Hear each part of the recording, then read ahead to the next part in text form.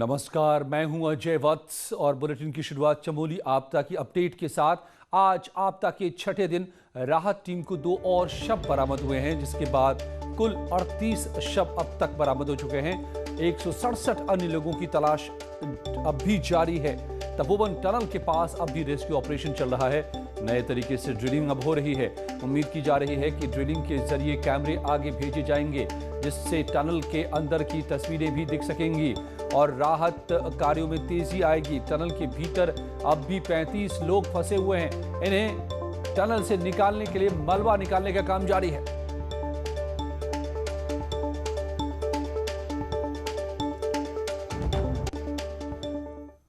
और आपको टनल के भीतर लेकर चलते हैं, जिसमें रेस्क्यू ऑपरेशन चल रहा है।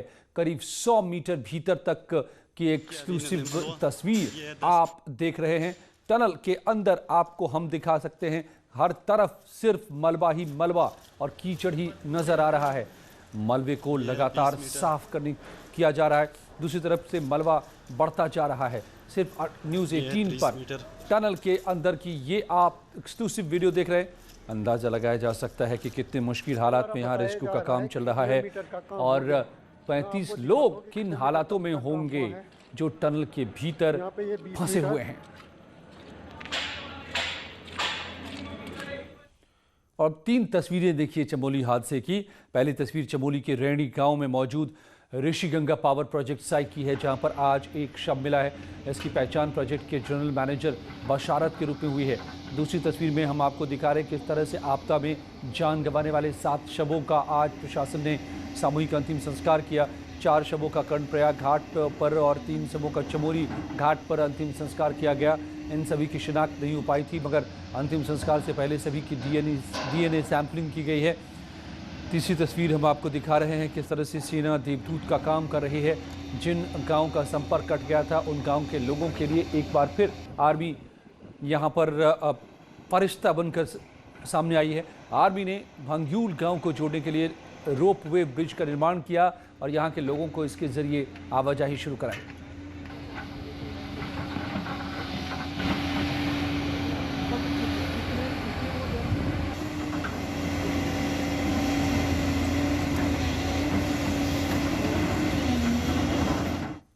और अब आपको बताते हैं चमोली हादसे से जुड़ी एक और बड़ी खबर। ऋषिगंगा में एक और खतरे की झील बन रही है। आज डीआरडीओ ने इसका सर्वे भी किया। हेलीकॉप्टर से ये हवाई सर्वे किया गया, जिसमें कई बड़ी बातें निकलकर सामने आई हैं। डीआरडीओ की टीम उस झील तक पहुंची जो रैणी से आगे पेंग गांव के पास बनी हुई है। डीआरडीओ के मुताबिक झील की लंबाई करीब 350 मीटर और यहां पर मलबे से जो डैम बन गया है उसकी ऊंचाई तकरीबन 60 मीटर है। यानी झील 60 मीटर गहरी और 350 मीटर लंबी हो सकती है। लिहाजा अंदाजा लगाया जा सकता है कि झील में पानी भारी मात्रा में जमा है, जो एक बार फिर तबाही कभी भी पैदा कर सकता है। आज हेलीकॉप्टर के जरिए पूरी झील का सर्वे किया गया और कल से अब यहां झील पर सर्वे टीम को उतारा जाएगा और झील पर पहुंचकर ही असली हालात का पता चल सकेगा।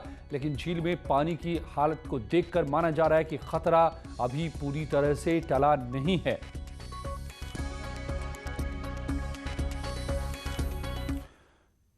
और अब आपको दिखाते हैं झील का वो एक्सक्लूसिव वीडियो जो झील ऋषिगंगा नदी पर पेंग गांव के पास बनी हुई है। न्यूज़ 18 पर झील की एक्सक्लूसिव तस्वीर आप देखिए। यही वो झील है जहां भारी मात्रा में पानी जमा है, मगर खतरा यह है कि अगर फिर से एक बार यहां बर्फ का चट्टान खिसकता है और ये पानी नीचे जाता है, तो फिर वही तबाही पैदा कर सकता है जो 6 दिन पहले चमोली में दिखा था, जिसमें आप देख सकते हैं ऋषिगंगा पर इस झील में पानी बेहद कम मात्रा में आगे निकल पा रहा है। यानी पानी रुका हुआ है, अब पानी निकलने लगा है। इसका मतलब साफ है कि अब पानी लबालब भर चुका है। झील की लंबाई करीब 350 मीटर है और 60 मीटर ऊंचे मलबे से यहाँ बांध जैसा बन चुका है। गढ़वाल यूनिवर्सिटी के वैज्ञानिक भी इस झील का अध्ययन कर रहे हैं और वैज्ञानिकों का मानना है कि अगर झील से पानी नहीं निकाला गया तो बड़ा खतरा ये पैदा कर सकता है। झील का एक्सक्लूसिव वीडियो आप सिर्फ न्यूज़ 18 पर देख रहे हैं। अभी जो उसकी स्थिति ये है कि उसमें से पानी रिसना शुरू हो गया है। जब पीछे लेक की ऊंचाई बड़ी होगी तो तब आगे से पानी निकलना शुरू हुआ है। अगर वो फिर लेवल हो जाएगा तो कहीं ऐसा ना हो कि वो इक्विलिब्रियम में आके उतला पानी वहाँ रह जाए। लेकिन अभी उसका जो ग्रेडियंट है, जिस मटेरियल ने उसको ब्लॉक किया है, उस सब को देख के ऐसा लगता है कि वो तुरंत तो नहीं टूटेगी, लेकिन तभी प्रशासन को जो है इसमें सावधानी बरतनी चाहिए और इसका पानी को निकालने के लिए उनकी कोई न कोई व्यवस्था उनको करनी चाहिए। और झील को लेकर मुख्यमंत्री त्रिवेंद्र सिंह रावत का भी बयान आया है। सीएम का कहना है कि झील से घबराने की जरूरत नहीं है, बल्कि सतर्क रहना होगा। इस पर लगातार नजर रखी जा रही है। देखिए, वो झील का अभी हमको उसकी जानकारी है और उस पर पूरी तरह हमारे सैटेलाइट के माध्यम से उस पर निगाह रखे हुए हैं और मैं समझता हूँ कि अभी तक जो झील की स्थिति है, सावधान रहने की ज़रूरत है, घबराने की ज़रूरत नहीं है। लगभग ये 400 मीटर लंबी है। गहराई का अभी इसमें ज़्यादा अनुमान नहीं आ रहा है, लेकिन जो उसमें जो मुहाने पर जो सिल्ट आया है ऋषि गंगा से और जो रॉथिंग गार्ड जो है, तो उसको उसने पुश किया है। उसके कारण वहाँ पर लगभग एक 12 मीटर उसकी हाइट नज़र आ रही है, लेकिन पानी उसमें कितना है अभी वो क्लियर नहीं हुआ है। और तपोवन टनल के भीतर चमत्कार की उम्मीद जगी है, क्योंकि पानी घुसने से ठीक 3 मिनट पहले एक बोलेरो गाड़ी अंदर गई थी, जिसमें टनल के इंचार्ज जीतराम ठाकुर मौजूद थे। अब जीतराम के साथ एक बोलेरो और जेसीबी भी टनल के भीतर है और यही सबसे बड़ी उम्मीद बन गई है कि वो लोग हो सकता है महफूज होंगे।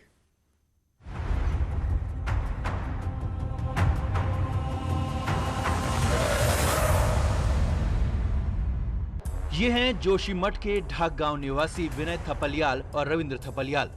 थपलियाल परिवार के 2 बेटे राजेश और अनूप तपोवन साइट पर सीनियर सुपरवाइजर के पद पर काम करते थे। आपदा के दिन दोनों भाई इसी टनल में काम कर रहे थे।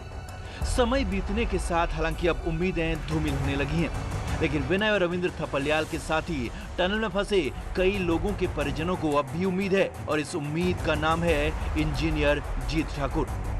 जीत ठाकुर टनल के इंचार्ज हैं। बवंडर आने से ठीक 3 मिनट पहले वो अपनी बोलेरो गाड़ी लेकर टनल के अंदर दाखिल हुए थे और वो पूरी टनल का चप्पा चप्पा जानते हैं। प्रभावित परिवारों को उम्मीद है कि अगर टनल का कोई भी कोना मलबे से बच गया होगा तो जीत ठाकुर वहां तक सबको ले गए होंगे और सभी लोग सुरक्षित होंगे। में हमको थोड़ा सा अभी भी एक उम्मीद इसलिए थी या है कि वहाँ पर जीतराम जो ठाकुर हैं एजीएम कंपनी के और वो टनल स्पेशलिस्ट हैं। मैं स्वयं उनके साथ काम कर चुका हूँ, वो मेरे भी इंचार्ज रहे हैं, तो मैं उनको जानता हूँ और एक बहुत ही अभी कोरोना की जंग भी वो जीत का है और बहुत ही हौसला अफजाई वो करते हैं अपने वर्करों का। तो मुझे लगता है कि वहाँ पे उन पे एक जेसीबी भी हैं और वो टनल के अलाइनमेंट भी जानते हैं।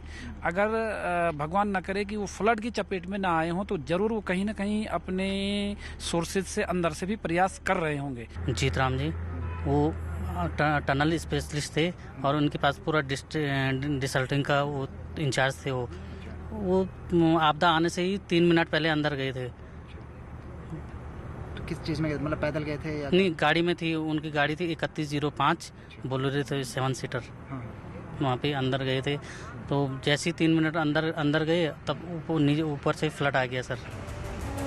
अब भले ही टनल के बाहर भीड़ कम हो गई हो, मीडिया का जमावड़ा भी कम हो गया हो, लेकिन अपनों का सख्त चेहरा, पत्थर हो चुकी आंखें अब भी टकटकी लगाए सिर्फ टनल की तरफ देख रही हैं कि चमत्कार होगा और जीत ठाकुर के साथ वो लोग बस बाहर आते ही होंगे।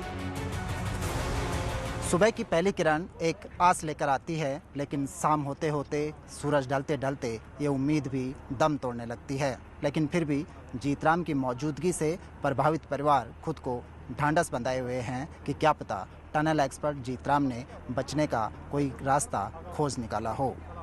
कैमरा पर्सन राकेश रावत के साथ सुनील नौप्रभात, न्यूज़ 18 तपोवन। और दिल्ली के मंगोलपुरी इलाके में बीजेपी कार्यकर्ता रिंकू की हत्या के बाद बवाल मच गया है। वीएचपी ने इसे जिहादियों की करतूत बताया है, तो परिवार का आरोप है कि एक धार्मिक जुलूस निकालने की वजह से हत्या हुई। फिलहाल पुलिस ने 5 आरोपियों को गिरफ्तार कर लिया है। दिल्ली के मंगोलपुरी इलाके में बजरंग दल के कार्यकर्ता की धारदार हथियार से हत्या कर दी गई। 26 साल के रिंकू शर्मा की हत्या से घर में मातम पसरा है। वहीं वारदात के बाद पूरे इलाके में तनाव भी है। मामले की गंभीरता को देखते हुए पुलिस ने मुकदमा दर्ज कर 4 आरोपियों को गिरफ्तार किया है। बताया जा रहा है कि हमलावरों और बजरंग दल के कार्यकर्ता के बीच पहले से ही विवाद चल रहा था। ये वारदात की शुरुआत एक बर्थडे पार्टी से हुई, जिसमें कुछ लड़के इकट्ठा हुए थे। उस बर्थडे पार्टी में इन लड़कों के बीच में एक रेस्टोरेंट को लेकर झगड़े की शुरुआत हुई और वो झगड़ा बढ़ के घर तक पहुंच गया। तो उस झगड़े के दौरान एक रिंकू नाम के लड़के की, जिसकी उम्र 25 साल थी, उसकी चाकू लगने के कारण डेथ हुई है। बीजेपी ने घटना के बाद केजरीवाल सरकार पर निशाना साधा है। राम मंदिर के लिए निधि समर्पण अभियान से जुड़े हुए रिंकू शर्मा जी को मारा गया। जघन्य विभत्स तरीके से उनकी हत्या कर दी गई और ये दिल्ली में कोई पहला इस प्रकार का अपराध नहीं है। लौटते हैं कुछ ही पलों में और खबरों के साथ। बिहार सरकार में मंत्री पद की शपथ लेने के बाद आज पहली बार शहनवाज हुसैन दिल्ली पहुंचे। इस दौरान पार्टी कार्यकर्ताओं और शुभचिंतकों ने बिहार के उद्योग मंत्री का जोरदार स्वागत किया। शहनवाज हुसैन ने इसका एक वीडियो ट्वीट करते हुए लिखा है कि उनका स्नेह और उत्साह हमेशा ऊर्जा प्रदान करता है। सबों का हार्दिक आभार।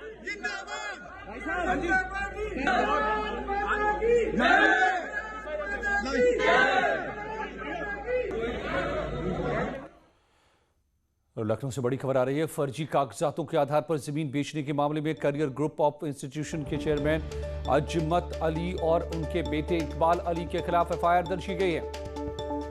एसपी सरकार में दर्जा प्राप्त राज्य मंत्री था इकबाल अली और अब एफआईआर। फर्जी कागजातों से जमीन बेचने का है आरोप। अलाउद्दीन हमारे संवाददाता मेरे साथ जुड़ गए। अलाउद्दीन, क्या है ये पूरा मामला?